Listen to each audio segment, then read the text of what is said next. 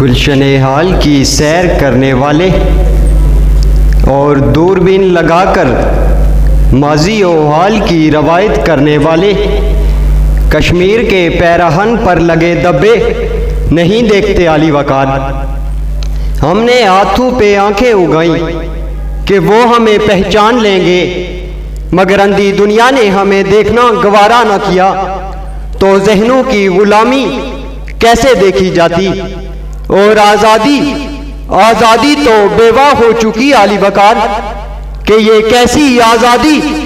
جہاں نہ تو قلم آزاد اور نہ ہی زباں آزاد، یہ کیسی آزادی کہ جہاں قلم کی نوک پہ غلامی کا توق چڑھا ہو، یہ کیسی آزادی جہاں اپنا حق مانگنا گناہ سمجھا جائے۔ عالی وقار،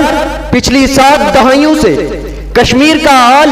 اس مجبور طوائف کی مانند ہے کہ جس کی آنتیں تو بھوک سے گلے کو کھینچتی ہیں، مگر ذوف کے مارے گھنگروؤں کی آواز شوقینوں کے دلوں کو نہیں کھینچتی۔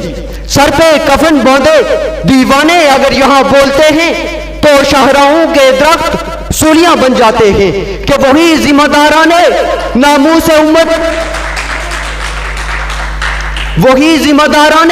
ناموس امت، وہی حامیان حرم بک چکے جو لوح و قلم کی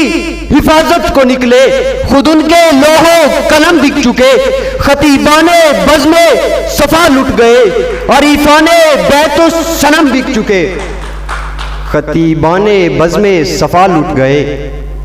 عریفان بیت الصنم بک چکے۔ جبر کے ایوانوں میں گونجتی ہوئی آہیں اور سسکیاں جب بہرے اور مکفل کانوں سے ٹکرا کر ظلم کی کمین گاہوں میں دفن ہو جائیں، تو کشمیر کے ریگزاروں کو تھام کر حسین ابن علی سے معذرت کر لی جائے عالی وقار، کہ شاید تاریخ کربلا کی وہ رنگین داستاں پیلٹ گنوں کے چھروں کی نظر ہوئی آنکھیں دیکھ سکتی ہیں۔ قربانی اگر ایک جان کی دینی پڑ جائے تو 14 طبق روشن ہو جاتے ہیں، مگر ہم نے تو لاشوں کے پہاڑ بنا کے تاریخ کا کلیجہ ہلا ڈالا، کہ عالم کا رنگ بے رنگ دیکھ کر اپنی تدبیریں لڑا کر عالم کو رنگینیوں سے بھرنے والے تاریکی کے ہر دور میں کشمیر کی خوبصورتی سے فرحت لیتے رہے، کہ اے خدا تجھے تیری کبریائی کا واسطہ کشمیر کو پھر سے سنوار دے، بھیج کر ابابیل ان درندوں کو مار دے جنہوں نے ہمیں اجاڑا، ان کی ساری بستیاں اجاڑ دے، کہ اے کاش کوئی تو اٹھے جو اپنی بندوق کی نوک سے